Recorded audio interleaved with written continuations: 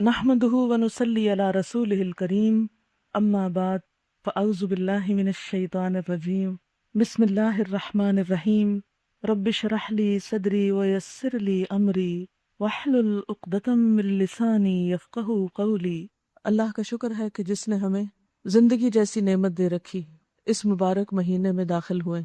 زندگی کی نعمت جس سے اکثر لوگ غافل ہیں، جس کی قدردانی نہیں کرتے، جس کے بارے میں فکرمند نہیں ہوتے، وہ ان نعمتوں میں سے ہے جو ایک ہی بار ملا کرتی ہے۔ انسان کا سب سے بڑا نقصان یہی ہے کہ اس نعمت سے فائدہ نہ اٹھائے۔ اس نعمت سے فائدہ اٹھانا کیا ہے کہ انسان زندگی میں آنے والے نیکی کے مواقع کا صحیح استعمال کرے۔ نیکی کا ایک موقع آپ کو رمضان المبارک میں ملا، جس میں آپ نے خوب محنت کی، تو زندگی کی نعمت کی قدردانی کیا ہے کہ اس زندگی میں ہمیں نیکی کے جو موسم ملے، نیکی کے جو مواقع ملے، ان سے بھرپور فائدہ اٹھائیں۔ یہ اللہ تعالیٰ کی خاص رحمت ہے کہ ہمیں سال میں کئی بار ایسے مواقع ملتے ہیں۔ ان مواقع میں سے ایک موقع تو رمضان المبارک کا تھا۔ اس موقع سے آپ نے خوب فائدہ اٹھایا، روزے رکھے، تراویح پڑھی، قرآن کے ساتھ وقت گزارا، ذکر اذکار کیا، صدقہ خیرات کیا۔ پھر نیکی کا وہ موسم اپنے آخری عشرے میں مزید جوبن پہ پہنچا۔ رسول اللہ صلی اللہ علیہ وسلم اس آخری عشرے میں، یعنی رمضان کے آخری عشرے میں کمر کس لیتے تھے، خود بھی جاگتے، گھر والوں کو بھی جگاتے اور خوب عبادت کرتے۔ اس عشرے کے بعد ذوالحج کا یہ عشرہ ہمارے لیے ایک بہت ہی قیمتی عشرہ ہے، لیکن ہم میں سے کتنے لوگ ہیں جنہوں نے اس عشرے کے آنے کا انتظار بھی کیا، یا پھر ذوالحج کا چاند دیکھنے کے بعد نیکی کے کچھ پلان بنائے، کچھ پروگرام بنائے، کچھ اس کے بارے میں سوچا، قدردانی کی اور شکر ادا کیا کہ الحمدللہ ہمیں اللہ کی طرف سے ایک اور مہلت مل گئی کہ ہم ہوش و حواس کے ساتھ زندہ ہیں اور کام کرنے کے قابل ہیں۔ اللہ نے ہمیں ایسی بیماریوں سے بچا رکھا ہے کہ جن میں مبتلا ہو کر انسان کے پاس عمل کی کوئی بھی قدرت اور طاقت نہیں رہتی۔ اس بڑھاپے سے بچا رکھا ہے کہ جس میں انسان بیمار نہ بھی ہو تو محض بڑھاپا انسان کے لیے بطور بیماری کے کافی ہے، کہ جس میں انسان کچھ کرنے کے قابل نہیں ہوتا۔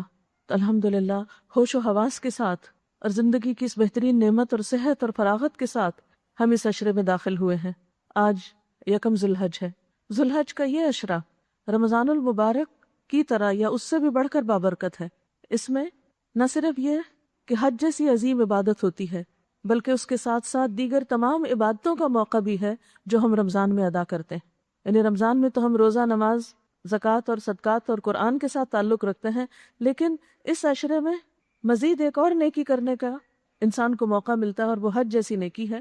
رمضان کے آخری عشرے میں لیلۃ القدر کا وعدہ ہے جو 1000 مہینوں سے بہتر ہے، جس میں انسانوں کی بخشش ہوتی ہے، لیکن وہ آخری عشرے کی کوئی بھی ایک رات ہو سکتی ہے۔ مگر ذوالحج کا 9 تاریخ کا دن، یوم عرفہ کا دن، وہ ایسا مبارک دن ہے کہ جس میں پورے سال میں سب سے بڑھ کر انسانوں کی گردنیں آگ سے آزاد ہوتی ہیں۔ یعنی جتنی مغفرت اس دن انسانوں کی ہوتی ہے، یا جتنے انسانوں کی مغفرت اس دن ہوتی ہے، وہ سال بھر میں کسی اور دن نہیں ہوتی۔ لیلۃ القدر کا تو ہمیں پتہ نہیں چلتا، لیکن 9 ذوالحج کا تو سب کو پتہ ہوتا ہے کہ کس دن ہے۔ لیکن بہت سارے لوگ اس موقع سے فائدہ نہیں اٹھاتے کیونکہ جانتے ہی نہیں، اس لیے اس کی قدر ہی نہیں کر پاتے، اور جو جانتے بھی ہیں وہ بھی بھول چکے ہوتے ہیں۔ اسی لیے یہ مناسب معلوم ہوا کہ کیوں نہ ہم سب مل بیٹھ کر ان ساری باتوں کو ایک دفعہ پھر دہرا لیں کہ جن پر ہم اس عشرے میں عمل کر سکتے ہیں۔ قرآن پاک میں اللہ سبحانہ وتعالیٰ نے سورۃ الفجر میں ایک قسم کھائی ہے، والفجر وليال عشر والشفع والوتر، قسم ہے فجر کی اور 10 راتوں کی۔ اور اکثر مفسرین نے ان 10 راتوں سے مراد ذوالحج کا پہلا عشرہ لیا ہے، کیونکہ ان 10 دنوں میں کیے جانے والے نیک اعمال اجر کے اعتبار سے سارے سال میں کیے جانے والے نیک اعمال پہ بھاری ہیں۔ رسول اللہ صلی اللہ علیہ وسلم نے فرمایا، کوئی دن ایسا نہیں جس میں کیا گیا نیک عمل اللہ تعالیٰ کو ان 10 دنوں کے عمل سے زیادہ پسند ہو۔ یعنی کوئی دن ایسا نہیں پورے سال میں، اور کوئی دن ایسا نہیں جس میں کیا گیا نیک عمل اللہ تعالیٰ کو ان 10 دنوں کے عمل سے زیادہ پسند ہو۔ لیکن عام طور پر ان 10 دنوں میں نیکی کے کام کرنے کی طرف توجہ کم ہی ہوتی ہے۔ رسول اللہ صلی اللہ علیہ وسلم سے پوچھا گیا، کیا اللہ کے راستے میں جہاد کرنا بھی اتنا پسند نہیں؟ آپ نے فرمایا، اللہ کے راستے میں جہاد کرنا بھی اتنا پسند نہیں، سوائے اس کے کہ انسان اپنی جان و مال کے ساتھ نکلے اور واپس نہ لوٹے. یعنی اگر شہید ہو جائے تو شہادت جیسا عالیشان درجہ اس سے بڑا ہے، لیکن شہادت کے بعد سب سے بہترین عمل ان 10 دنوں میں کیا ہوا نیک عمل ہے. لہذا کتنا ضروری ہے کہ ہم شعور کے ساتھ، توجہ کے ساتھ اور ہمت اور کوشش کے ساتھ زیادہ سے زیادہ نیکیاں کرنے کی طرف متوجہ ہوں.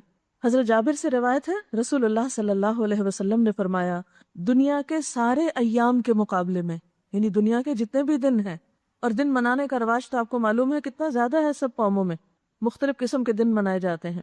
دنیا کے سارے ایام کے مقابلے میں یہ 10 ایام یعنی عشرہ ذو الحج سب سے زیادہ افضل ہیں. آپ سے پوچھا گیا کیا جہاد فی سبیل اللہ بھی ان کے برابر نہیں؟ فرمایا جہاد فی سبیل اللہ بھی ان جیسا نہیں، سوائے اس جہاد کے جس میں انسان شہید ہو جائے. اور ان 10 دنوں میں خاص طور پر یوم عرفہ جس دن حج ہوتا ہے، تو جن لوگوں کو حج کا موسم نصیب ہو ان کی خوش قسمتی کا تو کیا ہی ٹھکانہ، اگر وہ خالصتاً اللہ کے لیے، اللہ کی رضا کے لیے اس گھر کا طواف کریں اور باقی مناسک ادا کریں. اور جو لوگ وہاں نہ بھی جا سکے وہ بھی اس دن خوب اپنے لیے دعائیں کریں کہ اللہ تعالیٰ وہاں جانے کی بھی توفیق دے، اور اس کے علاوہ بھی، کیونکہ رب تو وہی ہے نا جو عرفہ والوں پر مہربان ہے، وہ نظر کرم ہم پہ بھی کر سکتا ہے. اور اب تو کتنا آسان ہو گیا ہے کہ جب حاجی عرفات میں ہوتے ہیں اور اس وقت ڈائریکٹ آپ کو کمنٹری پتہ چل رہی ہوتی ہے، سب کچھ دکھایا بھی جا رہا ہوتا ہے، آپ ساتھ ساتھ بھی دعائیں کر سکتے ہیں. آپ صلی اللہ علیہ وسلم نے فرمایا عرفہ کے علاوہ کوئی دن ایسا نہیں جس میں اللہ تعالیٰ کثرت سے بندوں کو آگ سے آزاد کرے.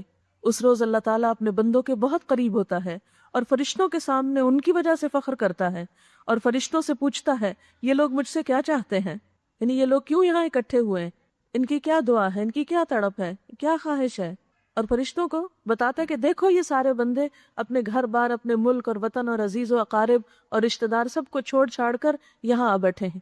تو اسی طرح وہ بندہ جو ہر چیز کو چھوڑ کر کہیں الگ بیٹھ کر اللہ کے سامنے آنسو بہائے اور اللہ سے بخشش طلب کرے، تو یقیناً اس کی دعا بھی قبول ہوگی اور اس کے لیے بھی بخشش ہوگی.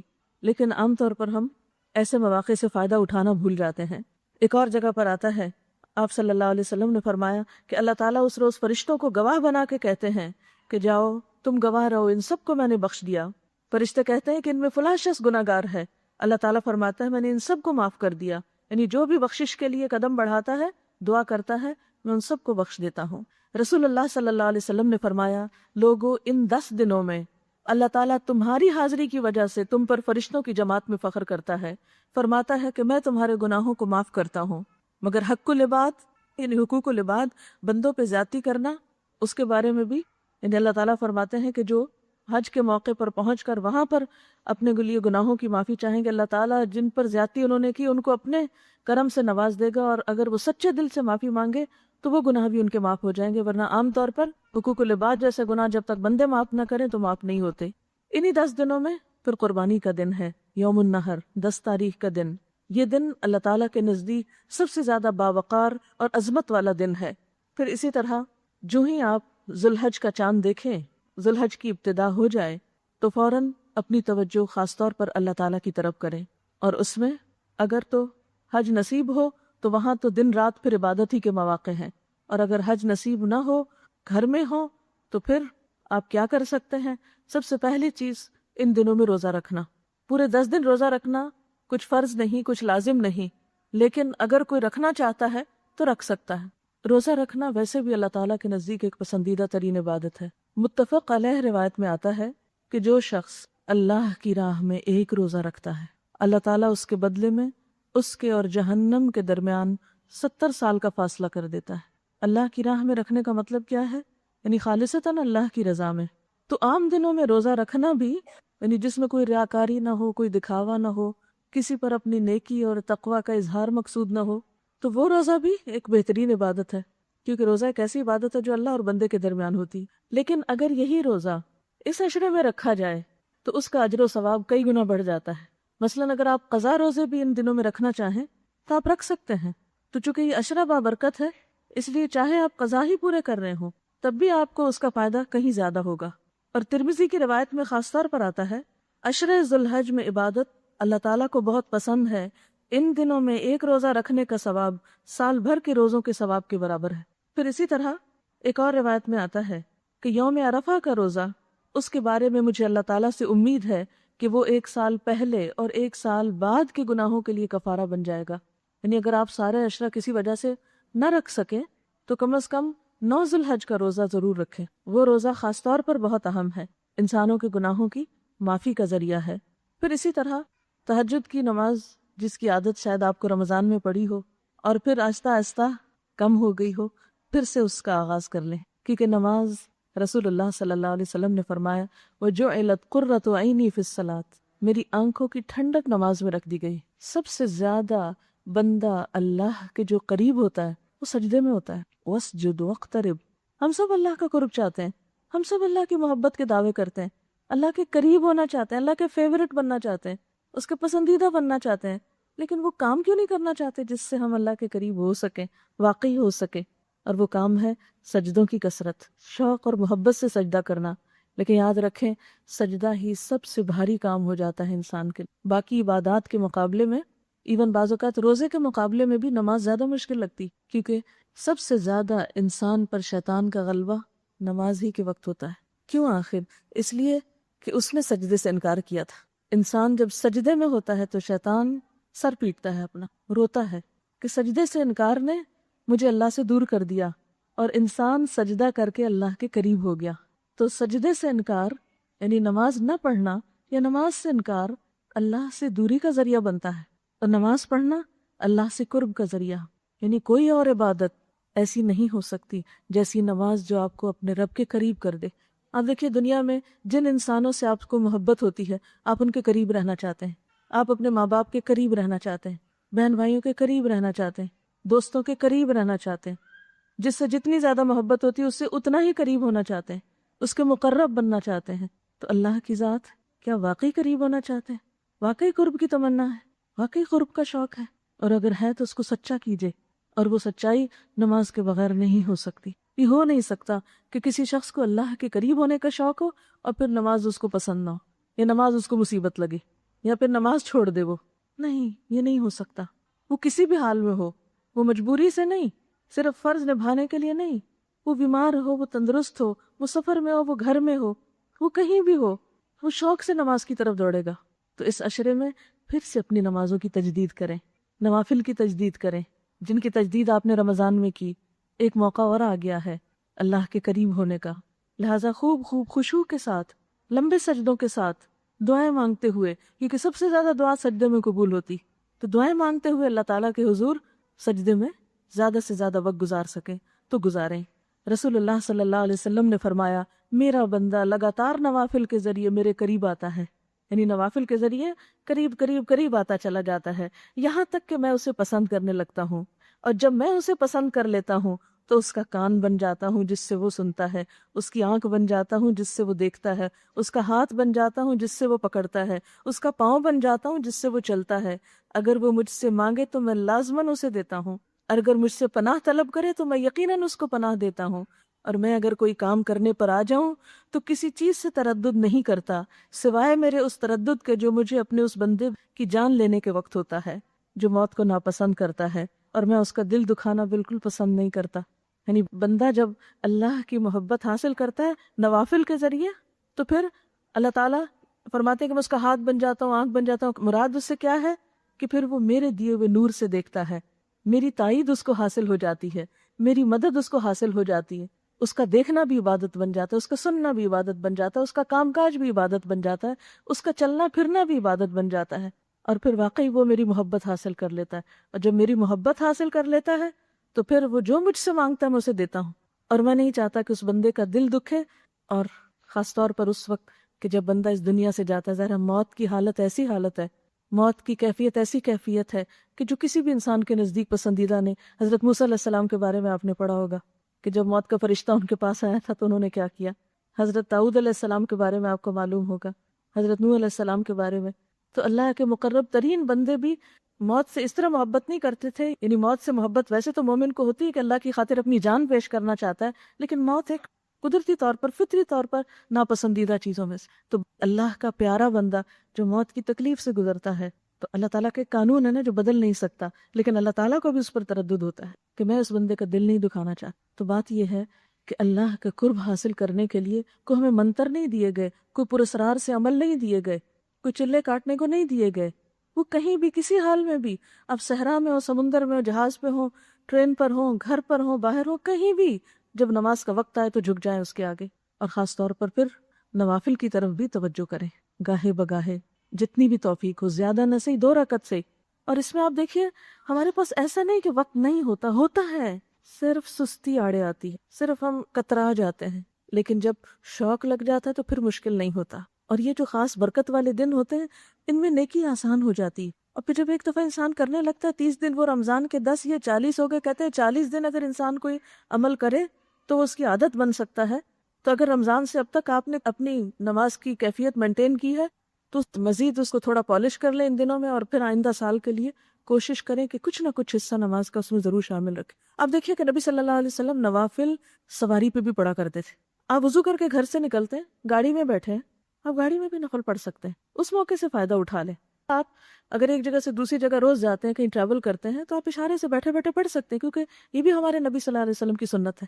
یعنی ٹھیک ہے اگر آپ کو گھر میں وقت نہیں ملتا، آپ کو جاب پہ وقت نہیں ملتا، آپ کو تعلیم میں وقت نہیں ملتا، کہیں نہیں ملتا، لیکن صرف اس شوق میں کہ میں اللہ کے قریب ہو جاؤں، کہیں نہ کہیں موقع نکال لیا کرے. اب دیکھیں کہ جس سے محبت ہوتی ہے نا، اس سے بات چیت کرنے کا، اس سے تعلق قائم کرنے کا کوئی نہ کوئی بہانہ ڈھونڈ ہی لیتے، کوئی نہ کوئی موقع نکال ہی لیتے. اگر آپ گھر کے کام کاج میں کبھی فون کرنے کا موقع نہ پائے اپنے عزیزوں دوستوں کو، تو جب آپ سواری پہ بیٹھتے فوراً کوشش کرتے ہیں چلو اب موقع ملا ہے اب فون کر لو، اب حال چل پوچھ لو. کوئی کام نہ بھی ہو تو فون کر لیتے ہیں. تو کوئی مقصد نہ بھی ہو تو آئے نفل پڑھ لیں کچھ، کیونکہ عام طور پہ نفل کب پڑھتے ہیں؟ جب ہمیں کوئی مسئلہ ہوتا ہے، پھر حاجت کا نفل پڑھ لیں گے یا استخارہ کر لیں گے یا کوئی تہجد بھی اٹھ کے پڑھ لیں گے. لیکن چلیے کبھی ایسا بھی پڑھ لیں جب کوئی کام نہیں، صرف قرب کے لیے، صرف اللہ کی محبت میں. پھر اسی طرح جو بہترین کام ان دنوں میں آپ کر سکتے ہیں وہ ذکر ہے. ویسے بھی آپ کرتے ہیں دن رات، لیکن خصوصی طور پر یہ فیل کرتے ہوئے کہ ان دنوں کا عمل اللہ کے نزدیک پورے سال پہ بھاری ہے، لہذا ذکر بھی بہترین ہو سکتا ہے. اور اس میں چلتے پھرتے بیٹھتے جو بھی آپ کی تسبیحات ہیں، اس میں ایک حدیث میں آتا ہے اللہ کے نزدیک ایام عشرہ ذی الحج کے مقابلے میں کوئی دن زیادہ عظمت والے نہیں، کوئی عمل ان 10 دنوں میں کیے گئے عمل سے زیادہ محبوب نہیں. اس لیے ان ایام میں لا الہ الا اللہ، اللہ اکبر اور الحمدللہ جیسے اذکار کثرت سے کیا کرو. یعنی کوئی بھی ذکر ویسے تو کر سکتے ہیں، لیکن یہ خاص ذکر جو ہیں کون سے؟ لا الہ الا اللہ، اللہ اکبر، الحمدللہ، ان کی آپ صلی اللہ علیہ وسلم نے خصوصی تلقین کی ہے ان اذکار کی ان دنوں میں. اور پھر تکبیرات، امید ہے تکبیرات کی کیسٹ ہر گھر میں ہوگی، آج سے ہی پلے کرنا شروع کریں، کیونکہ جب ہم کریں گے بچے بھی سنیں گے. آپ وہ کیسٹ بند کر دیں گے، بچے پڑھنا شروع کر دیں گے، آپ کو خود بھی یاد ہونے لگے گی. لہٰذا خود بھی اور دوسروں کو بھی اس طرح مائل کریں اور کثرت کے ساتھ اللہ اکبر اور لا الہ الا اللہ اور یہ تکبیرات دہرائیں. تکبیرات میں اللہ اکبر کبیرہ والحمد للہ کثیرہ وسبحان اللہ بکرۃ واصیلا. ایک حدیث میں آتا ہے کہ ایک صحابی جو تھے وہ نماز میں انہوں نے ہاتھ باندھے، جہاں ہم سبحانک اللہم وبحمدک پڑھتے ہیں، ہاتھ باندھے اور بس اللہ کی محبت میں ان کے منہ سے نکلا اللہ اکبر کبیرہ والحمد للہ کثیرہ وسبحان اللہ بکرۃ واصیلا. تو آپ صلی اللہ علیہ وسلم نے نماز کے بعد پوچھا کہ یہ کس نے پڑھا، کیونکہ ایک جمع غفیر فرشتوں کا اس کی طرف لپکا کہ اس شخص نے یہ کلمات ادا کیے.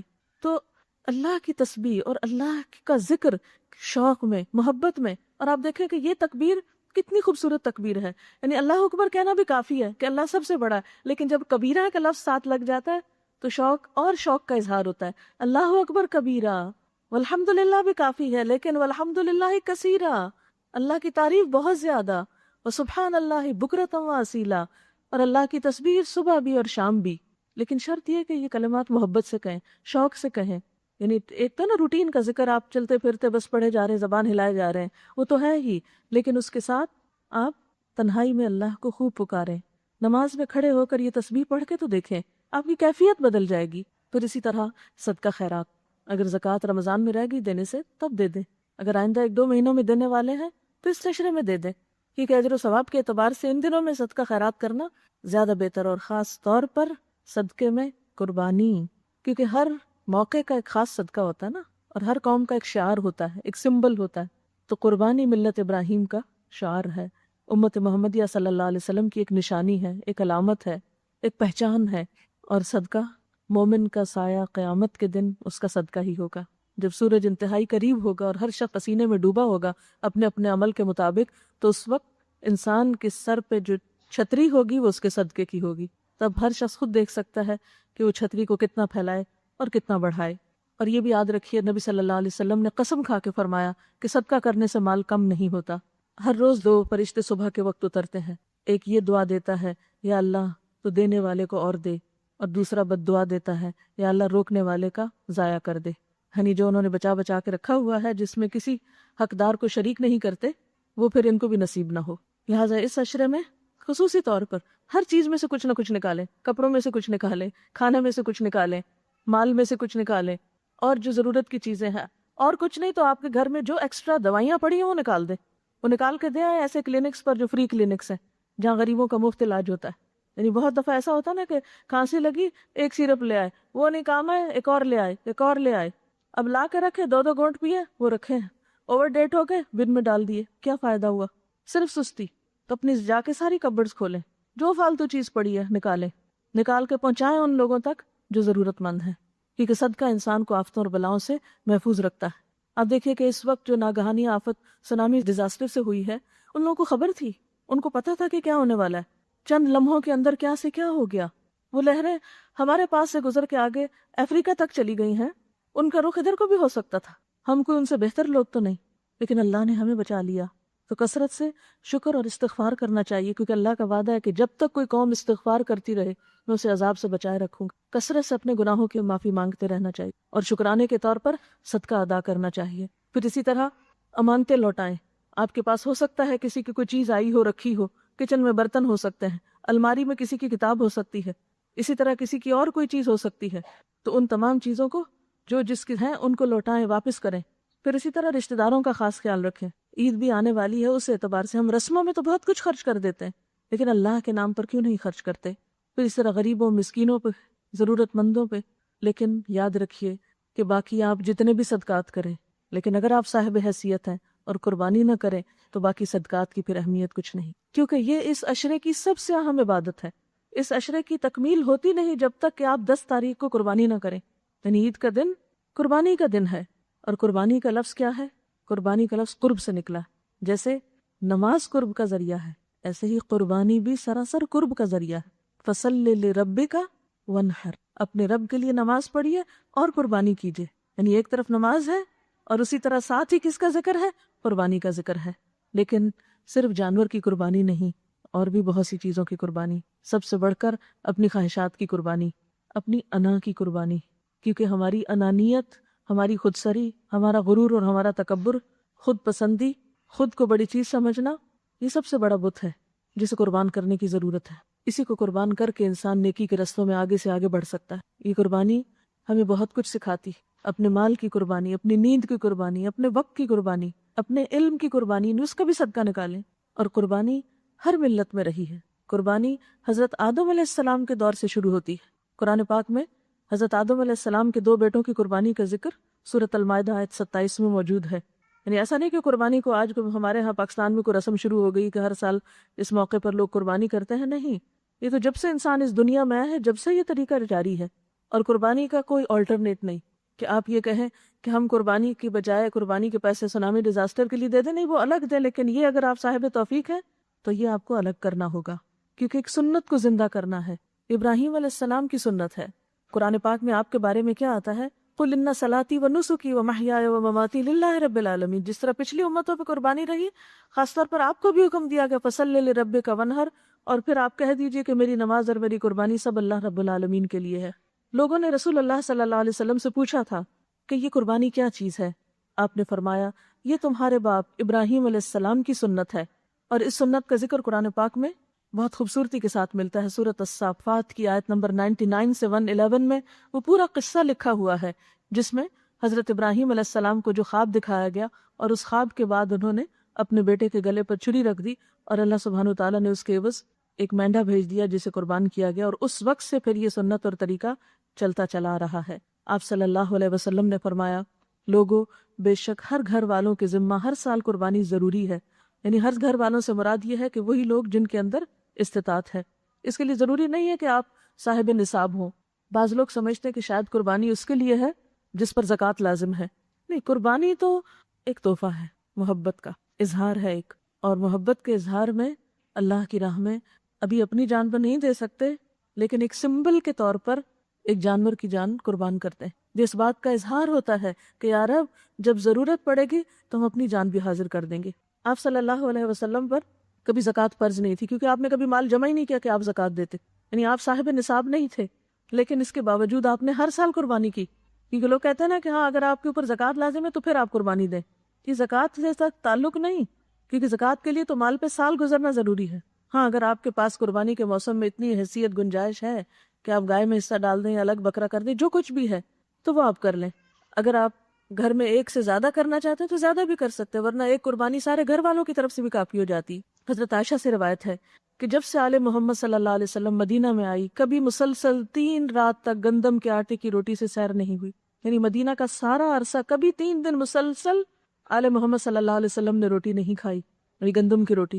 اگر ہم ایک دن نہ کھائیں تو ہمیں لگتا ہے جیسے پتہ نہیں کتنی ویکنس ہو گئی، لیکن اس کے باوجود وہ قربانی دیا کرتے تھے۔ حضرت عبداللہ بن عباس بیان کرتے ہیں کہ ہم سفر میں آپ کے ساتھ تھے، سفر میں ہی عید الاضحیٰ آ گئی تو ہم نے گائے میں 7 حصے قربانی کیے، یعنی صحابہ کرام سفر میں بھی اس کا اہتمام کرتے، مثلا سفر میں روزہ نہیں رکھتے، آپ کو اجازت ہے، لیکن اگر سفر میں آپ کی اگر حیثیت ہے اور آپ کر سکتے ہیں تو آپ قربانی کر لیں، اور قربانی نہ کرنے پر وعید بھی آئی ہے۔ آپ صلی اللہ علیہ وسلم نے فرمایا جسے قربانی کرنے کی وسعت ہو اور طاقت ہو اور پھر وہ قربانی نہ کرے، وہ مسلمانوں کی عیدگاہ میں حاضر نہ ہو، وہ مسلمانوں کے مصلی پر نہ آئے، وہ جدھر مرضی جائے، اس کا پھر ہم سے تعلق نہیں۔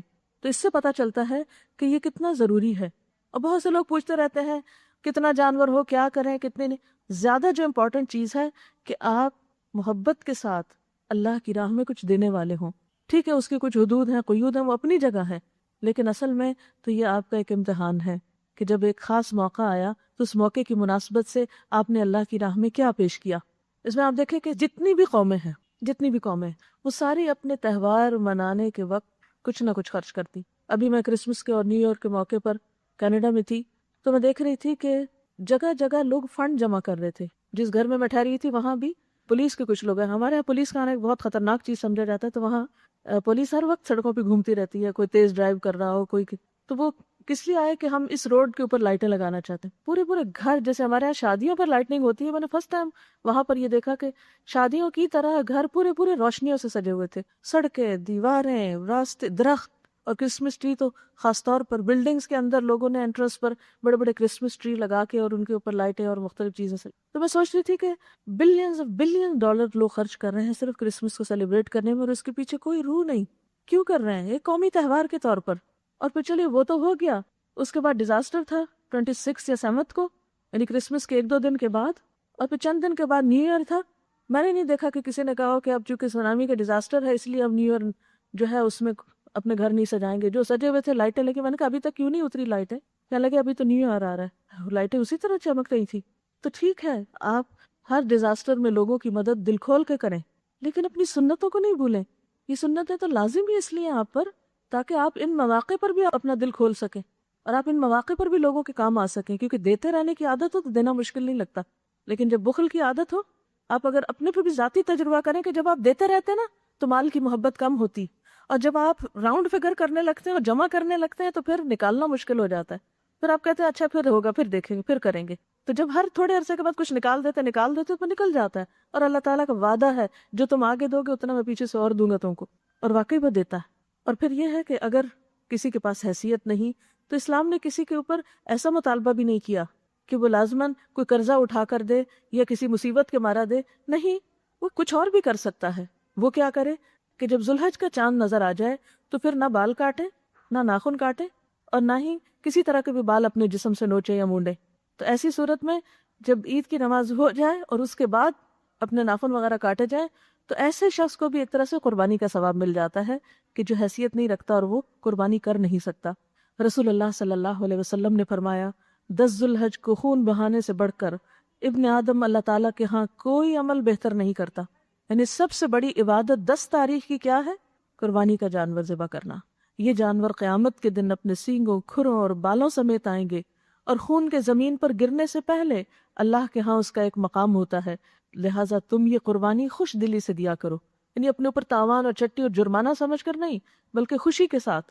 پھر اسی طرح آپ صلی اللہ علیہ وسلم نے فرمایا لوگوں قربانی کرو، جانوروں کا خون آخرت کے ثواب کی نیت سے بہاؤ۔ قربانی کے جانور کا خون اگرچہ ظاہر زمین پر گرتا ہے لیکن حقیقت میں اللہ کے خزانے میں چلا جاتا ہے، یعنی انسان کے نامہ اعمال میں یہ تولا جائے گا۔ پھر اسی طرح ویسے بھی آپ دیکھیں کہ کبھی ایسا نہیں ہوا کہ قربانی کے جانور یہاں ذبح کیے گئے اور پھر وہ کسی کے کام نہ ہے۔ بے شمار ایسے لوگ جو سال میں شاید ہی چند مرتبہ گوشت کھا سکتے ہوں، ان تمام لوگوں کو بھی اس صدقے کے طفیل گوشت کھانا نصیب ہو جاتا ہے۔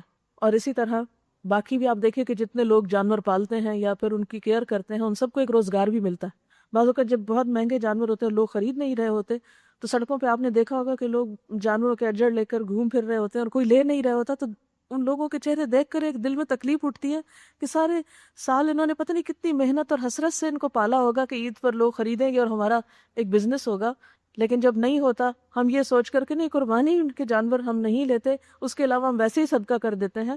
تو آپ دیکھیں کہ جب آپ اس طریقے پہ صدقہ کرتے ہیں تو اس کے کئی فائدے ہیں۔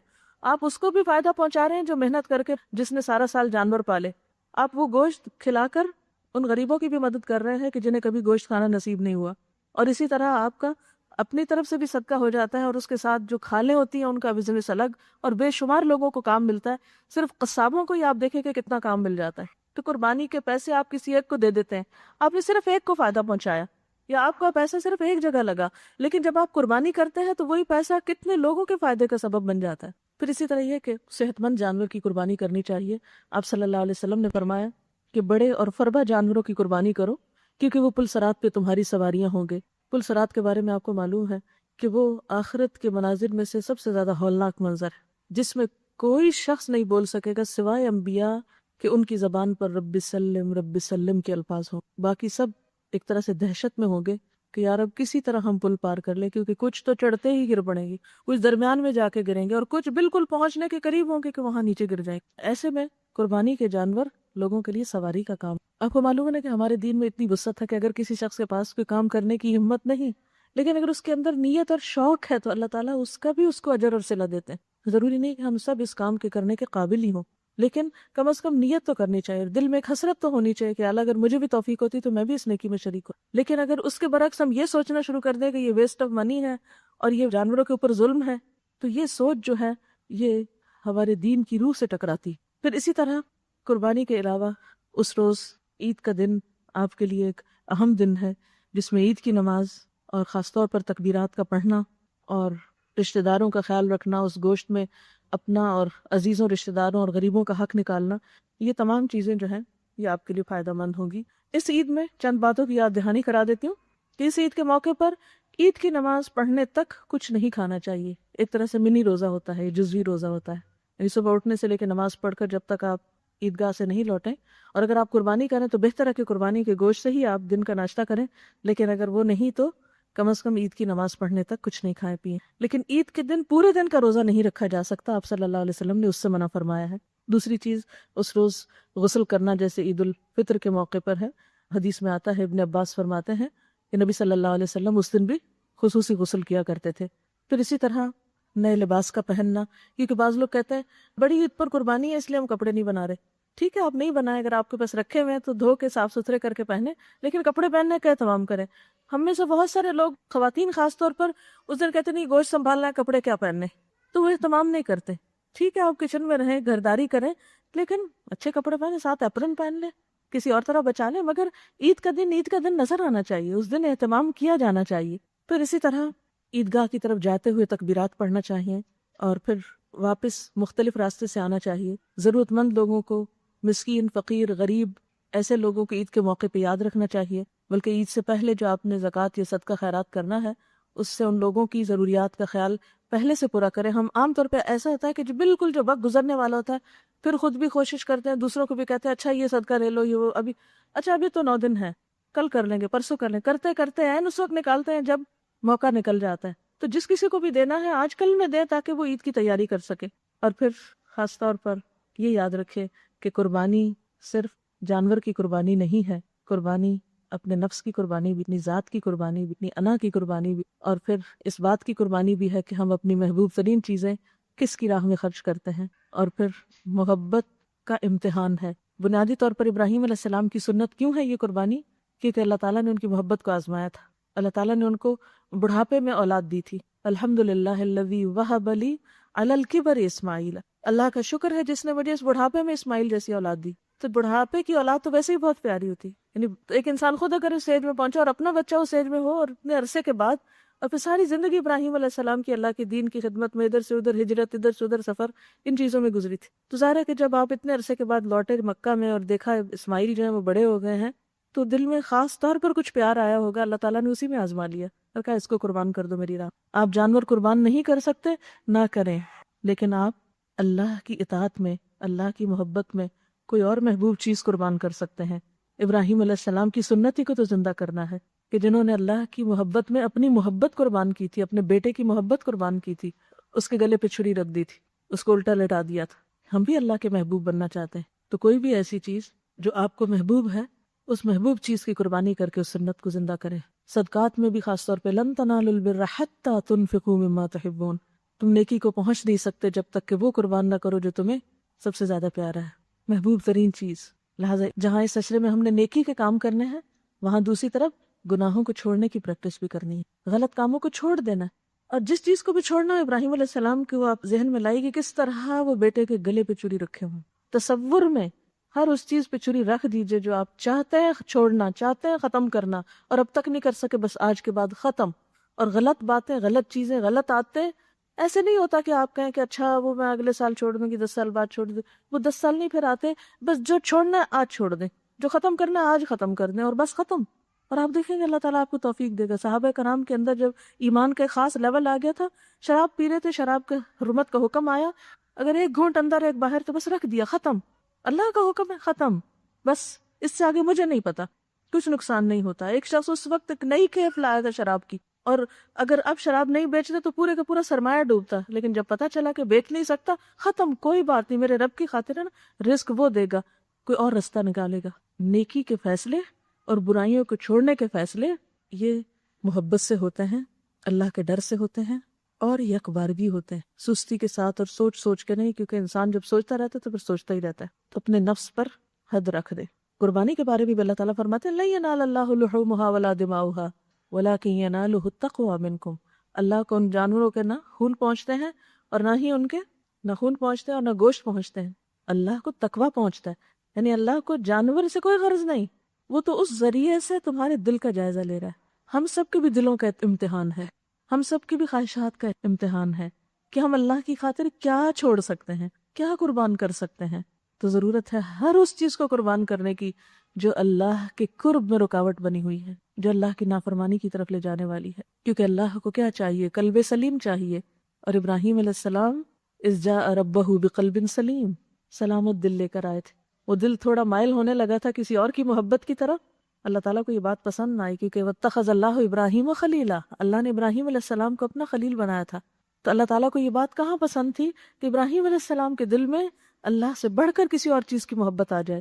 والذین آمنوا اشد حبا للہ۔ لیکن ہم سب اپنے دلوں کا جائزہ لے، کیا واقعی جو کچھ ہم کہتے ہیں اسے سچ کہتے ہیں؟ کیا واقعی اللہ کی محبت ہر چیز کی محبت سے بڑھ کر ہے ہمارے دل میں؟ اور اگر ہے تو ہم اس کی خاطر کسی بھی چیز کو چھوڑ سکتے ہیں۔ اور پھر یاد رکھیے کہ قیامت کے دن کوئی کام نہیں آئے گا، یوم لا ينفع مال ولا بنون الا من اتى اللہ بقلب سلیم، جس دن نہ مال کام آئے گا نہ بیٹے کام آئیں گے۔ اللہ کو کیا مطلوب ہے قیامت کے دن ہم سے؟ قلب سلیم، سلامت دل۔ اور سلامت دل کا مطلب کیا ہے؟ وہ دل جو غیر اللہ کی محبتوں سے پاک ہو، ایسی محبت جو اللہ سے کی جانی چاہیے، ہر طرح کے شرک سے پاک ہو۔ اور قرآن پاک کی وہ آیت آپ کو یاد ہی ہوگی، وَمَنْ أَحْسَنُ دِينًا مِّمَّنْ أَسْلَمَ وَجْهَهُ لِلَّهِ وَهُوَ مُحْسِنٌ وَاتَّبَعَ مِلَّةَ إِبْرَاهِيمَ حَنِيفًا وَاتَّخَذَ اللَّهُ إِبْرَاهِيمَ خَلِيلًا۔ اس شخص سے بہتر اور کس کا طریقہ زندگی ہو سکتا ہے، یعنی اس سے بڑھ کر اور کس کی زندگی اچھی ہو سکتی ہے، جس نے اللہ کے آگے سر تسلیم خم کر دیا، اللہ تیرا حکم میں نے مان لیا، اور اپنا رویہ نیک رکھا، اور یکسو ہو کر ابراہیم کے طریقے کی پیروی کی، اس ابراہیم کے طریقے کی جسے اللہ نے اپنا دوست بنا لیا تھا۔ تو ہمیں بھی ابراہیم علیہ السلام کے طریقے کی پیروی کرنی ہے۔ اور پھر یہ دن محبت کے اظہار کا دن ہے، اللہ سے محبت کے اظہار کا دن ہے، اور ہر محبت قربانی مانگتی، قربانی کے بغیر کسی محبت کو سچا نہیں کیا جا سکتا۔ دوسری قومیں محبت کے اظہار کے لیے پھول اور لائٹننگ اور دنیاوی چیزوں کے تحفے تحائف کے تبادلے کا اہتمام کر، لیکن مسلمان امت ہر امت سے مختلف ہے، اسے اس موقع پر اللہ کی خاطر جانور قربان کر کے محبت کے اظہار کا حکم دیا گیا ہے۔ ابراہیم علیہ السلام کی قربانی کا وہ واقعہ جو قرآن نے ان الفاظ میں بیان کیا، اس واقعے کے بارے میں حفیظ جالندری نے ایک نظم لکھی ہے جو اس کی ایک بہترین تفسیر بھی ہے، اسی کو پڑھ کر آپ کو اس کی تفسیر سناؤں گی۔ پدر بولا، یعنی باپ، فارسی کے لفظ اردو شاعری میں استعمال ہوتے ہیں۔ پدر بولا کہ بیٹا آج میں نے خواب دیکھا ہے، کتاب زندگی کا ایک نرالا باب دیکھا ہے، یہ دیکھا ہے کہ میں خود آپ تجھ کو ذبح کرتا ہوں، خدا کے حکم سے تیرے لہو میں ہاتھ بھرتا ہوں۔ ذرا امیجن بھی کرتے جائیں کہ باپ بیٹے کو کہہ رہا ہے کہ اللہ کے حکم سے میں تجھے ذبح کر رہا ہوں۔ سعادت مند بیٹا جھک گیا فرمان باری پر، زمین و آسماں حیراں تھے اس اطاعت گزاری پر۔ رضا جوئی کی یہ صورت نظر آئی نہ تھی اپنی، ایسے بھی کوئی اللہ کی رضا پہ راضی ہوتا ہے؟ اس سے پہلے ایسی اطاعت کسی نے نہیں دیکھی۔ یہ جرت پیشتر انسان نے دکھلائی نہ تھی اب تک، اس سے پہلے کہ کسی انسان نے اللہ کی اطاعت کے لیے ایسی جرت نہیں دکھائی تھی۔ عجب بشاش تھے دونوں رضائے رب عزت پر، تأمل یا تذبذب کچھ نہ تھا دونوں کی صورت پر، کوئی ہچکچاہٹ نہیں۔ کہا فرزند نے اے باپ اسماعیل صابر ہے، خدا کے نام پر بندہ پے تعمیل حاضر ہے، مگر آنکھوں پہ اپنی آپ پٹی باندھ لیجیے گا، میرے ہاتھوں میں اور پیروں میں رسی باندھ دیجیے گا، مبادا آپ کو صورت پہ میری رحم آ جائے، مبادا میں تڑپ کر چھوٹ جاؤں ہاتھ تھردائے۔ پسر کی بات سن کر باپ نے تعریف فرمائی، یہ رسی اور پٹی باندھنی ان کو پسند آئی۔ ہوئے اب ہر طرح تیار دونوں باپ اور بیٹے، چھری اس نے سنبھالی تو یہ جھٹ قدموں پہ آ لیٹے، پچھاڑا اور گھٹنا سینہ معصوم پہ رکھا، چھری پتھر پہ رگڑی ہاتھ کو حلقوم پہ رکھا، زمیں سہمی پڑی تھی آسمان ساکت تھا بیچارہ، نہ اس سے پیشتر دیکھا تھا یہ حیرت کا نظارہ۔ پدر تھا مطمئن بیٹے کے چہرے پہ بحالی تھی، چھری حلقوم اسماعیل پہ چلنے ہی والی تھی، مشیت کا مگر دریائے رحمت جوش میں آیا کہ اسماعیل کا ایک رونگٹا کٹنے نہیں پایا۔ ہوئے جبریل نازل اور تھاما ہاتھ حضرت کا، کہا بس امتحان مقصود تھا ایثار و جرت کا، خطاب اس دن سے اسماعیل نے پایا ذبیح اللہ، یعنی ذبح نہیں ہوئے لیکن نام مل گیا ذبیح اللہ، خدا نے آپ ان کے حق میں فرمایا ذبیح اللہ۔ تو یہ تھا وہ جذبہ قربانی جو ابراہیم علیہ السلام اور اسماعیل علیہ السلام کے اندر تھا۔ قربانی اصل میں کی کیوں جاتی ہے؟ کانسیپٹ کیا ہے؟ قربانی کی روح کیا ہے؟ اپنی محبوب ترین چیز اپنے محبوب کے نام کر دینا۔ ہم بہت سی نعمتوں کو فار گرانٹیڈ لیتے ہیں، ہم سمجھتے ہیں کہ ہم زندہ ہیں اور زندہ رہیں گے، ہم جوان ہیں جوان رہیں گے، ہم ایک رمضان کے بعد ذوالحج اور ذوالحج کے بعد پھر مزید مواقع ملتے چلے جائیں گے، لیکن یاد رکھیے کہ یہ تو ایک محدود وقت کے لیے، بہت تھوڑی مدت کے لیے سب کچھ ملا ہے، لیکن ہم زندگی جیسی اس نعمت کی قدر نہیں کرتے۔ ہمیں نہیں معلوم ہم اگلے لمحے ہیں یا نہیں، ہمیں نہیں معلوم ہم اگلے سال دنیا میں ہیں یا نہیں، لہذا نیک عمل میں دیر نہ کریں۔ سوال ہے کہ کیا میت کی طرف سے قربانی دی جا سکتی؟ یعنی اگر کوئی فوت ہو چکا ہے، آپ کے والد یا کوئی اور عزیز رشتہ دار، تو کیا ان کو ایصال ثواب کیا جا سکتا ہے قربانی کر کے؟ اس کے بارے میں ایک حدیث آتی ہے، حضرت عائشہ بیان کرتی ہیں کہ رسول کریم صلی اللہ علیہ وسلم نے سینگوں والے مینڈے کے متعلق حکم دیا جو کہ سیاہ ٹانگوں والا ہو، تو قربانی کرنے کے لیے وہ لا کر پیش کیا گیا۔ یعنی آپ نے حکم دیا کہ ان کے پاس ایک مینڈا لایا جائے جس کے سینگ بھی ہوں، یعنی چونکہ حکم یہ ہے نا کہ بہترین سے بہترین جانور ذبح کرو، تو سینگ سے مراد کیا ہے کہ وہ ایسا جانور کہ جو یعنی اچھا پلا ہوا ہو، صحت مند ہو، تو آپ کے سامنے لا کر پیش کیا گیا۔ آپ نے فرمایا اے عائشہ چھری لاؤ اور اسے پتھر پر تیز کرو۔ اس سے کیا پتہ چلتا ہے کہ قربانی کے وقت خواتین بھی آس پاس ہو سکتی ہیں اور پارٹیسپیٹ کر سکتی ہیں اس موقع میں۔ پھر آپ نے مینڈے کو لٹایا اور فرمایا اللہ کے نام پر یا اللہ کے نام کے ساتھ، اے اللہ محمد، آل محمد اور امت محمد صلی اللہ علیہ وسلم سے قبول فرما۔ اس سے کیا پتہ چلتا ہے؟ ایک مینڈا یعنی ایک بکرا جسے آپ نے اپنی طرف سے، اپنی آل کی طرف سے اور اپنی امت کی طرف سے قربان کیا۔ اس سے کیا پتہ چلتا ہے کہ حاضر کے علاوہ غائب کے لیے بھی قربانی کی جا سکتی ہے، اور ایک بکرا مثلا جو آپ قربان کر ہی رہے ہیں تو اسی میں نیت کر سکتے ہیں کہ یا رب یہ ہمارے والدین کی بھی طرف سے اس کا ثواب اس میں شامل کر دے۔ تو اللہ تعالیٰ کے لیے تو کچھ مشکل نہیں، آپ کی جیب سے جا رہا ہے، آپ کو تو ثواب ملے گا ہی، لیکن اگر آپ اس کی نیت میں اوروں کو بھی شامل کر لیں تو وہ بھی شامل کیے جا سکتے ہیں، کیونکہ یہ صریح دلیل ہے۔ صحیح مسلم کی روایت ہے، بسم اللہ اللہم تقبل من محمد و آل محمد و من امت محمد ثم ضحی بہ۔ تو آپ بھی اگر اللہ کے رسول صلی اللہ علیہ وسلم نے ہم سب کی طرف سے وہ مینڈا قربان کیا تھا، تو ہم بھی اپنے قربانی کے جانوروں میں آپ کی طرف سے بھی نیت کر سکتے ہیں. حضرت علی رضی اللہ تعالیٰ عنہ 2 مینڈوں کی قربانی کرتے تھے، ایک نبی صلی اللہ علیہ وسلم کی طرف سے، دوسرا اپنی طرف سے. آپ سے پوچھا گیا کہ یہ 2 کیسے ہیں؟ تو آپ نے کہا کہ آپ نے مجھے حکم فرمایا تھا اور میں اسے کبھی نہیں چھوڑوں گا. یعنی آپ نے وصیت کی کہ میرے بعد تم 2 کرنا، اور شاید وصیت یہی کی گئی کہ ایک وہ اپنی طرف سے کریں اور ایک آپ کی طرف سے. اس سے کیا پتہ چلتا ہے؟ اس سے پتہ یہ چلتا ہے کہ اگر آپ کے پاس وسعت ہے تو آپ الگ الگ بھی کر سکتے ہیں. یعنی جس کے پاس 2 الگ الگ کرنے کی ہے، اپنی طرف سے الگ، ماں باپ کی طرف سے الگ، یا اپنی طرف سے الگ، رسول اللہ صلی اللہ علیہ وسلم کی طرف سے الگ، تو الگ الگ بھی کر لیں. اور اگر وہ نہیں تو جو آپ ایک کر رہے ہیں اس میں سب کی نیت کر لیں. السلام علیکم ورحمۃ اللہ وبرکاتہ. کچھ آپ سے شیئر کرنا چاہوں گی قربانی کے حوالے سے. ہم نے بات کی کہ بہت ساری چیزوں کی قربانی. کچھ ہمارے ساتھی ایسے ہیں کہ جن کے تاثرات ہم چاہیں گے کہ آپ کے ساتھ شیئر کروائیں. یہ فرسٹ بیچ ہے طارق روڈ برانچ کا.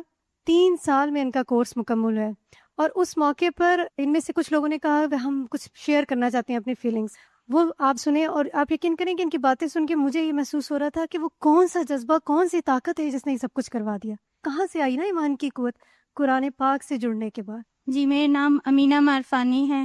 فرسٹ ٹائم جب میں یہاں آئی پاکستان تو مجھے بہت تھا کہ میں قرآن کو سمجھ کے پڑھوں، لیکن میں جہاں بھی جاتی تھی تو وہاں لوگ مجھے ایکسیپٹ نہیں کرتے تھے کہ مجھے اردو نہیں آتی، اور کوئی انگلش میں کروانے کو تیار نہیں تھا. پھر میں الہدیٰ آئی تو مجھے بہت زیادہ انکریجمنٹ ملی. یہاں آئی تو میرا مسئلہ اردو تھا. یہاں کی ٹیچرز نے، یہاں کے اسٹوڈنٹس نے میری اتنی حوصلہ افزائی کی. الحمدللہ میں نے آخری 3-4 پیپر مکمل اردو میں دیے. آپ لوگ سوچیں گے کہ کس چیز نے مجھے متاثر کیا کہ میں یہاں آئی اور یہاں ٹکی رہی. میں ایک درس میں گئی تھی تو وہاں مجھے ایک سوال پوچھا تھا جو درس دے رہے تھے انہوں نے، کہ آپ کے پاس کیا صلاحیتیں ہیں اور آپ نے ان کو کس چیز میں لگایا. تو سوچتے ہوئے مجھے خیال ہے کہ اللہ نے مجھے سب کچھ بہت زیادہ دیا ہے الحمدللہ، لیکن سب سے بڑی نعمت میرے پاس یہ کہ میں ایک بیٹی ہوں. میرے پہ کوئی ذمہ داری نہیں کہ میں معاش کے لیے کماؤں یا اپنے گھر والوں کو سپورٹ کروں. تو میں نے سوچا کہ جب اللہ نے مجھے بیٹی بنایا ہے تو کیوں نہ میں اپنے ماں باپ کو تو کچھ نہ دے سکی، وہ اس دنیا سے چلے گئے، تو میں اب ان کے لیے صدقہ جاریہ بن جاؤں، تاکہ کچھ نہیں تو میری نیکیاں اور میرا رابطہ ان سے قائم رہے. ایک یہ چیز نے مجھے موٹیویٹ کیا. پھر سیکنڈلی جب ہم 21ویں پارے میں تھے تو بہت زیادہ میں بیمار ہو گئی. میری طبیعت اتنی خراب تھی کہ ڈاکٹر نے کہا کہ آپ کے بہت بڑی سسٹ ہے، اس کو نہیں نکالیں گے تو کینسرس بھی ہو سکتی. میں رو رو کے پریشان تھی کہ میرا یہ قرآن چھوٹ جائے گا، لیکن میں نے دعائیں مانگی. اس وقت بھی مجھے ٹیچرز کا سپورٹ ملا، اور میں نے جو اسماء الحسنی اور صبح شام کی دعائیں یہاں سیکھی تھی وہ پڑھی. اس سے مجھے اتنا فائدہ ہوا کہ ڈاکٹرز بھی تعجب کرتی تھی کہ آپ 3 دن میں کیسے ہاسپٹل جا رہی ہیں، آپ کو 8 days رکنا پڑے گا. لیکن میں نے کہا نہیں، میں بالکل ٹھیک ہوں، میں جانا چاہتی ہوں، مجھے جانے دیں. اور میں نے 4 week کی لیو لی تھی. الحمدللہ 4 ہفتے میں آ گئی اور میں نے سارے ٹیسٹ دیے، میرا کچھ بھی مس نہیں ہوا. تو میں سمجھتی ہوں یہ ساری قوت اور طاقت قرآن کی طرف سے تھی. اور یہ بتانا کوئی خود نمائی نہیں ہے، لیکن میں آپ سے شیئر کر کے صرف یہ بتانا چاہتی ہوں کہ الحمدللہ جب ایمان پکا ہوتا ہے، نیت سچی ہوتی ہے اور استقامت ہوتی ہے تو اللہ ہاتھ پکڑ کے اٹھا لیتے ہیں. الحمدللہ. امینہ کے بارے میں ایک بات میں بتانا چاہوں گی کہ ان کو اردو نہیں آتی تھی بالکل. انہوں نے سائملٹینیسلی اکٹھے عربک اور اردو دونوں سیکھی ہے، یعنی عربک میں بھی انہوں نے کیا اور ساتھ ساتھ اردو سیکھی. الحمدللہ. Assalamu alaikum. My name is Samra, and today I would like to share with you all my journey with Quran. The only reason that I would like to share this to you is what a mark Al-Huda has left on my life. Before I came to Al-Huda, I was not a person that I could be proud of. It has been almost 2 years since I joined Al-Huda. Before coming to here, I had never thought highly of Dini madrasas. In fact, whenever I opened Quran, it was only once a year during Ramazan, and even that was out of formality. All those umrahs that I performed were simply a ritual free of any spirit. All those namaz that I read were just because my parents asked me to do. I had no interest in it whatsoever. My situation became further worse when I was sent abroad for my studies. Any trivial connection that I had with Quran was completely lost. I was totally lost in the glitters of this world. So I can truly say that Al-Huda brought me from the darkness of ignorance to the light of Quran. When I came back, I was in a constant state of depression. All I could think was of going back. Gradually, what I realized that the only thing that gave me a sense of peace was actually Quran. In these 2 years, I had no doubt about this place. What really saddened me was that when I was doing my degree, everybody was there to support me. But when I came here, there was no one to support me except for Allah and my teachers. And I owe them all this to them. Another problem that I faced was that I could not write in Urdu. But that thanks to them, with the constant flow of assignments and tests, they made us actually write those papers in Urdu by the last 3 papers that I gave. I just pray Allah to make me part of this place and to show you all what a true blessing Quran is and how unfortunate we all are to be deprived of it. Thank you. When I was talking Sarva, one thing she mentioned کہ جب دنیا کی degrees لے رہی تھیں اور دنیاوی تعلیم لے رہی تھیں تو everybody was appreciating her. سب لوگ بہت کہتے تھے کہ شاباش. لیکن the moment she decided to come to this side, بہت اپوزیشن ہوئی ہر سیکٹر سے کہ بے وقوفی ہے یہ. آپ کو بھی شاید کبھی ایسی فیلنگ ہو نا کہ قرآن کی طرف جب ہم آتے ہیں تو لوگ سمجھتے ہیں کہ کیا ضرورت ہے, دنیاوی تعلیم اصل چیز ہے, وہ فوراً فائدہ حاصل ہوتا ہے, اس کی کیا ضرورت ہے, یہ تو بائی برتھ ہم مسلمان ہیں, پتہ ہی ہے کہ کیا ہے. لیکن جب اس تک خود گزریں گے نہیں, پتہ نہیں چلے گا کہ کیا ہے اللہ کے کلام میں. السلام علیکم ورحمۃ اللہ وبرکاتہ. میں نے الہدا داری پروڈ برانچ سے یہ کورس مکمل کیا ہے. اس میں اللہ کی مدد شامل حال رہی ہے ہر قدم پہ. عورت کے تو ہر طرح کی ذمہ داریاں ہوتی ہیں شادی کے بعد بھی, کسی پر زیادہ ہوتی ہیں کسی پر کم ہوتی ہیں. اس کو مینیج اگر کر لیں تو ٹائم جو ہے دین کے لیے نکل ہی آتا ہے. میرے پاس پرابلمس جو تھیں, سب سے بڑھ کے ہماری 2 شاپس ہیں, ان کے ورکرز کا کھانا تقریباً 20 سے 22 لوگ گھر کا ملا کر ڈیلی پکا کے آنا پڑتا تھا. الحمدللہ یہ میں جو کام ہے مینیج کر لیتی تھی. اس کے بعد دین کے راستے میں آگے تھوڑی بہت قربانی جو دی, سب سے پہلے جو ہم بچوں کو بھیج کے اپنے شوہروں کو بھیج کے سو جاتے تھے, وہ ٹائم ہم نے جو تھا وہ یہاں الہدا میں لگایا. اس کے بعد میرے جو پڑھنے کا ٹائم تھا وہ زیادہ تر جو مجھے ملتا تھا وہ رات کو 11 بجے سے 1 بجے تک یا 2. جب ٹیسٹ ہوتا تھا تو کچھ زیادہ پڑھنا پڑتا تھا, کیونکہ میں پورا ویک تک تفسیر کو بالکل نہیں دیکھ سکتی تھی, وہ میں ویکینڈ میں ہی دیکھ پاتی تھی. اس کے بعد ویکینڈ پہ امی کے گھر ضرور جانا ہوتا تھا, اس کی قربانی تھی. امی کو ہم اپنے گھر بلا لیتے تھے. اس کے بعد اور بھی پرابلم آئیں, سب سے بڑھ کے جو ہے وہ میرا بیٹا بھی بیمار ہو گیا تھا, وہ 1 سال گھر میں رہا. لیکن پھر بھی الحمدللہ یہ کورس جب میں نے اسٹارٹ کیا اس وقت میں نے اللہ سے دعا کی تھی, اللہ تعالیٰ میری کوئی چھٹی نہ ہو, میں ریگولر بالکل جاؤں اور میری ایک بھی چھٹی نہ ہو. تو الحمدللہ میں نے 3 سال میں نے ایک بھی چھٹی نہیں کی, اور کافی پرابلمس آئیں میرے ساتھ, لیکن الحمدللہ اللہ تعالیٰ نے وہ سب آسان کر. اچھا, تھوڑا سا وقت کی کمی تھی تو میں تھوڑا سا خود ہی تعارف سب کا کرا دیتی ہوں. میمونہ ہے ہماری ساتھی, ان کی خاص بات یہ ہے کہ یہ نورنگی ٹاؤن سے آتی تھیں 3 بسز بدل کر, چھٹی نہیں کوئی کی. گھر میں قرآن پاک پڑھانا شروع کیا, مدرسہ ایک کھولا, ساتھ دوسرا کھولا, صبح پڑھنے آتی تھیں, پھر جا کے وہ سارا کام, اور الحمدللہ وہاں پہ ترجمہ تجوید کروا رہی ہیں. اور انہوں نے جو بات بتائی وہ کیا کہ چھوٹی سی ان کی بیبی تھی, کہنے لگی کہ دودھ پلاتے ہوئے میں قرآن پاک پڑھاتی تھی اسٹوڈنٹس کو, تو جب اس نے بولنا شروع کیا تو اس نے اردو نہیں سیکھی, اس نے عربک بولنے شروع کی, کیونکہ اس نے ورڈز پک کیے. اس کے دکان میں دودھ پلاتے ہوئے یہی الفاظ جاتے تھے نا. تو آپ دیکھیں کہ ہم کتنے پریشان رہتے ہیں اپنے بچوں کی تربیت سے. تو وہی جو بات ہے کہ ہم اپنی تربیت پہ توجہ دیں تو بچوں کی تربیت خود ہی ہو جائے گی انشاءاللہ. اسی طرح نیلم بتا رہی تھی کہ ان کے پہ در پہ بچے جو ہیں کورس کے دوران بیمار ہوتے رہے, اور سیزر بیبی ہوئے, سب ہوئے, لیکن آنا نہیں چھوڑا. چھوٹے سے بچوں کے ساتھ انہوں نے پورا کورس اپنا مکمل کیا. باہر ہوتی تھیں, اپنے بچے کو بھی ساتھ سنبھالتی تھیں, ساتھ پڑھائی کا بھی سلسلہ جاری رہا. جو قربانی کی ہم بات کر رہے تھے, کس کس چیز کی قربانی دی نا ان لوگوں نے. نیند کی دی ہوگی یا نہیں, وقت کی بھی دی ہوگی, آرام کی بھی دی ہوگی. کس کا دل نہیں کرتا جا کے سونے کو اور کھانے پینے کو. وہی کہہ رہی ہوں کہ لوگوں کی باتیں اور تانے سن سن کے خاموشی اختیار کرنے میں جذبات کی بھی دی ہوگی. بہت سے جذبات بھی انسان قربان کرتا. سمیہ ہیں, ان کے بھی کریڈٹ پہ کہ چھٹی کوئی نہیں کی, ماشاءاللہ 6 ان کے بچے ہیں. اور ایسے بھی وقت رہا ہے کہ کوئی میڈ نہیں تھی, یہاں آتی تھی, اپنا پڑھ کے جانا, پھر بچوں کا سارا دیکھنا, اور اس کے ساتھ ساتھ ان کو نیو بورن بیبیز کے کپڑے بنانے کا بھی شوق ہے, اور وہ کرتی ہیں, آرڈر پہ بھی بنا کے دیتی ہیں. تو آپ دیکھیں وہ کتنا ڈیلیکیٹ کام ہوتا ہے نا, اس میں کتنی ڈیزائننگ اور کلر اسکیم کی ضرورت تھی. تو کہنے لگی میں نے وہ کام بند نہیں کیا. میں نے پوچھا آپ کیسے کرتی تھی وہ کام؟ کہنے لگی کہ سنڈیز کا کام جو تھا وہ میرا اپنا دن نہیں ہوتا تھا, وہ پھر لوگوں کے لیے اس طرح کے ایسے کاموں کے لیے ہوتا تھا. تو کہنے کا مطلب یہ کہ ہم سب کو ایک ہی جتنا وقت ملا ہے نا, کچھ لوگ اس میں بہت کچھ کر جاتے ہیں, کچھ نہیں کرتے. تو یہ اپنے ہاتھ میں ہے, اور اللہ تعالیٰ کی مدد کے ساتھ الحمدللہ ہوتا ہے. اسی طرح سبیحہ ہیں, ان کی جوائنٹ فیملی سسٹم ہے, اور جوائنٹ فیملی کے آپ کو پتہ ہے کہ اس میں رکھ رکھاؤ, ہر ایک کا احترام, خدمت, ہر چیز اس کے ساتھ مینیج کیا. جو بہت مزے کی ان کی بات تھی وہ یہ کہ کہنے لگی میں آپ کو دکھانا چاہتی ہوں اپنی کیلیگرافی کاپی. بہت شوق سے لے کر آئیں. کیلیگرافی لازمی مضمون نہیں ہے, آپشنل ہے. پورا قرآن پاک انہوں نے لکھا ہے الحمدللہ, پورا قرآن پاک. تو جس طرح یہ مجھے اتنے شوق سے دکھا رہی تھی تو میں سوچ رہی تھی لوگ کیا دکھاتے ہیں, اپنے کپڑے دکھاتے ہیں, جیولری دکھاتے ہیں, البم دکھاتے ہیں. کہتی ہیں ہمارے درمیان مقابلہ ہوتا تھا اسٹار کا کہ بچے سٹار لا رہے ہیں یا میں اپنے کورس سے سٹار لے کے آ رہی ہوں. اور ان کو شوق کیا تھا کہ بچوں کو میں دین کی بہتر سی پریزنٹیشن دوں نا. تو اللہ تعالیٰ اس شوق ہم سب میں پیدا کرے الحمدللہ. بنیادی طور پر قربانی کی عملی مثالیں تھیں کہ جب بھی ہم کچھ پانا چاہتے ہیں اس کے لیے قیمت ادا کرنی پڑتی ہے. اور قرآن کی نعمت تو ہر نعمت سے بڑھ کر ہے. ہوا خیر مما یجمعون. یہ کیسے ہو سکتا ہے کہ انسان قرآن سیکھے یا سکھائے؟ اور کیونکہ خیرکم من تعلم القرآن وعلمہ ہے، تو یہ کیسے ہو سکتا ہے کہ یہ اتنا عظیم ترین کام جو ہمارے پیغمبر محمد صلی اللہ علیہ وسلم کا ورثہ ہے وہ پھر قربانی کے بغیر ہو؟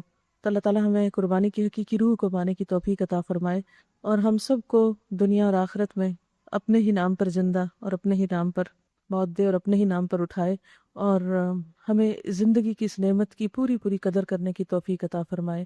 سبحانک اللہم و بحمدک نشہد ان لا الہ الا انت نستغفرک و نتوب الیک.